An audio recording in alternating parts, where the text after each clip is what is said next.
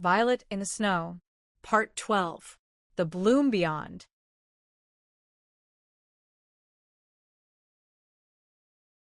Spring returned like a melody remembered, soft, familiar, and full of promise. The snow melted into the roots, the streams sang louder, and the healing rose stirred beneath the thaw. Crocuses bloomed first, then daffodils, then the wild mint she had planted seasons ago. Violet walked the garden paths in her gray-blue scrubs, her fingers brushing new leaves, her heart light. Ash, slower now, spent most days curled in the sun near the porch. Violet often sat beside him, reading aloud from letters that had begun to arrive more frequently. Her book, Echoes in the Pines, had found its way into hands she'd never met. Nurses in distant cities, caregivers in quiet towns, even a teacher who read it aloud to her students during morning circle. One letter came from a young nurse named Mira, who had read Violet's story while recovering from burnout.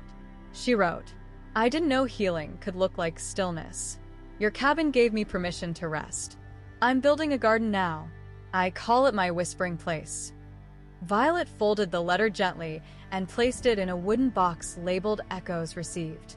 It sat beside her journal, now filled with reflections not just of her own journey, but of the lives her story had touched. One morning, while planting new lavender near the stream, she heard footsteps on the trail. A young woman appeared, carrying a canvas bag and a bundle of wildflowers. Her name was Mira.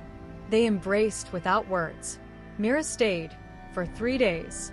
They gardened together, shared tea, and spoke of the quiet courage it takes to begin again. Mira asked if she could start a small retreat in her own town, something inspired by whispering pines. Violet smiled and said, "Let the forest guide you." Before leaving, Mira placed a small stone beside the spiral lantern. It was etched with a single word, "Begin." That evening, Violet lit the lantern and sat beside Ash, watching the stars blink through the trees. She didn't need to go anywhere.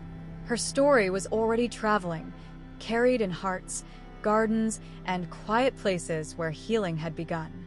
And as the wind rustled through the pines, she whispered, "Let it bloom."